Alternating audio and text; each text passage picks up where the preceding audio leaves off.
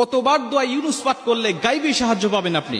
আল্লাহ রাসূল সাল্লাল্লাহু আলাইহি সাল্লাম তিরমিজি শরীফের বর্ণনা বলেন 3505 নম্বর হাদিস, আল্লাহ রাসূল বলছে যারা দোয়া ইউনুস পাঠ করে আল্লাহ পাকের কাছে কোনো কিছু চায়, আল্লাহ পাকের কাছে সাহায্য প্রার্থনা করে, আল্লাহ রাব্বুল আলামিন সঙ্গে সঙ্গে তাকে সাহায্য নাজিল করে।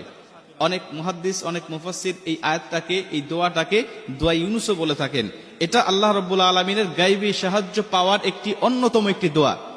তিরমিজি শরীফের বর্ণনায় আল্লাহ রাসূল সাল্লাল্লাহু আলাইহি ওয়াসাল্লাম বলেন, আমার ভাই ইউনুস আলাইহিস সালাতু ওয়াসসালামকে যখন নৌকা থেকে যখন সাগরে নিক্ষেপ করা হয়েছিল, নৌকা থেকে যখন তাকে সাগরে নিক্ষেপ করা হলো, তিনি পানির নিচে পড়ে গেলেন।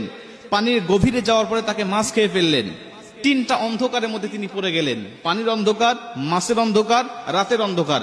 তিনটা অন্ধকারের মধ্যে থাকলেন, কোথাও কোনো সাথী ছিল না, তার কাছে কোনো সাহায্য করার মতো কোনো মানুষ ছিল না। তিনি জানতেন যে আমাকে আল্লাহ পাক ছাড়া কেউ সাহায্য করতে পারবে না। তখন ইউনুস আলাইহিস সালাতু ওয়াসসালাম আল্লাহ পাকের কাছে দোয়া ইউনুস পাঠ করতে লাগলেন। তিনি বলতে থাকলেন, লা ইলাহা ইল্লা আনতা সুবহানাকা ইন্নী কুনতু মিনাজ জালিমিন। হে আল্লাহ, তুমি ছাড়া কোনো মাবুদ নাই, তুমি মহান, তুমি পবিত্র। আল্লাহ, আমি জালিম হয়ে গিয়েছি, আমি নিজের উপরে জুলুম করেছি। আল্লাহ, তুমি ছাড়া সাহায্য করার মতো আমার কেউ নাই। আল্লাহ রাব্বুল আলামিন তাকে মাছের পেট থেকে আল্লাহ পাক তাকে হেফাজত করলেন। আল্লাহ পানির অন্ধকার থেকে তাকে আলোতে নিয়ে আসলেন, রাতের অন্ধকার থেকে আল্লাহ দিনের আলো দিলেন। তিনি মুক্তি হয়ে গেলেন, তিনি আল্লাহ পাকের শুকরিয়া আদায় করলেন।